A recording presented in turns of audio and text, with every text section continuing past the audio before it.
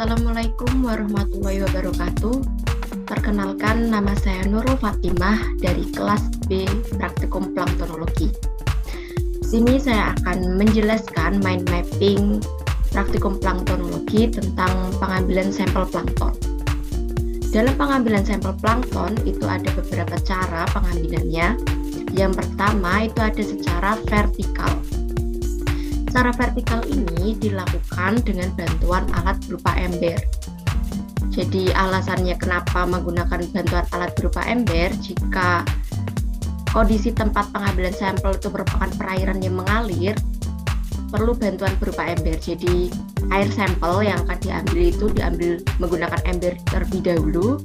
Setelah itu baru dituangkan ke planktonet. Lalu air sampel yang ada di planktonet baru dipindahkan ke dalam botol sampel. Sampel air yang telah diambil dituangkan ke planktonet. Lalu dari wadah di planktonet itu dipindahkan ke botol sampel. Lalu yang cara kedua itu ada secara horizontal. Pengambilan ini dilakukan secara langsung menggunakan planktonet tanpa ada bantuan alat berupa ember. Jadi planktonet itu diletakkan langsung ke dalam air secara perlahan dengan kedalaman yang diinginkan. Jadi planktonetnya itu langsung, kalau yang tadi vertikal itu kan air sampel itu dari ember lalu dituangkan ke planktonet. Tapi kalau yang horizontal, pengambilan air sampel itu langsung ke perairannya. Lalu planktonet itu harus menghadap berlawanan dengan arus air jika wilayah perairannya tersebut memiliki arus. Jika memiliki arus, jadi harus berlawanan dengan arah arusnya.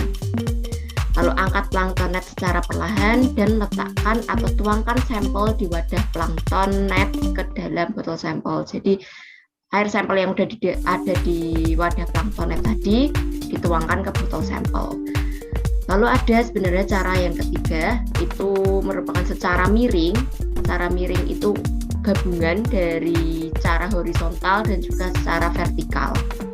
Itu kalau cara pengambilan sampel secara miring. Lalu di sini ada alat dan bahan yang digunakan untuk pengambilan sampel plankton.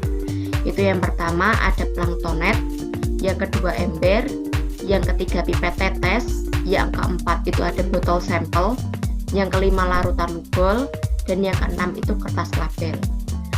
Kertas label di sini itu digunakan jika kita mengambil sampel plankton atau mengambil air sampelnya itu di beberapa wilayah. Nah, kertas label ini digunakan untuk memberi nama wilayah tersebut di botol sampelnya. Jadi biar tidak tertukar. Jadi setiap botol sampelnya itu diberi nama wilayah pengambilan air sampelnya menggunakan kertas label.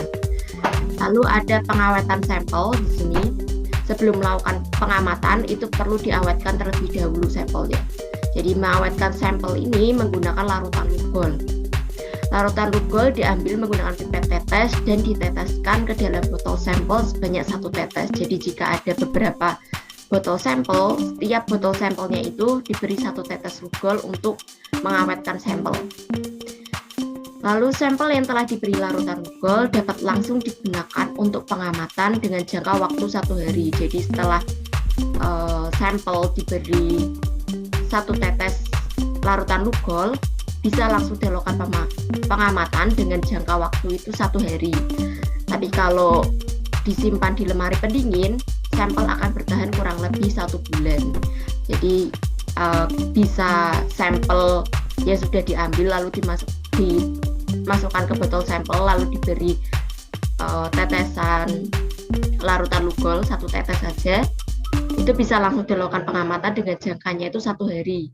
Tapi kalau sampelnya itu udah diberi 1 tetes larutan lugol lalu dimasukkan ke lemari pendingin, itu bisa bertahan kurang lebih itu 1 bulan. 1 bulan bisa bertahan untuk dilakukan pengamatan.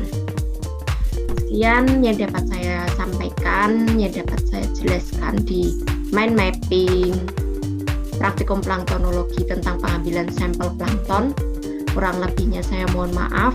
Wassalamualaikum warahmatullahi wabarakatuh.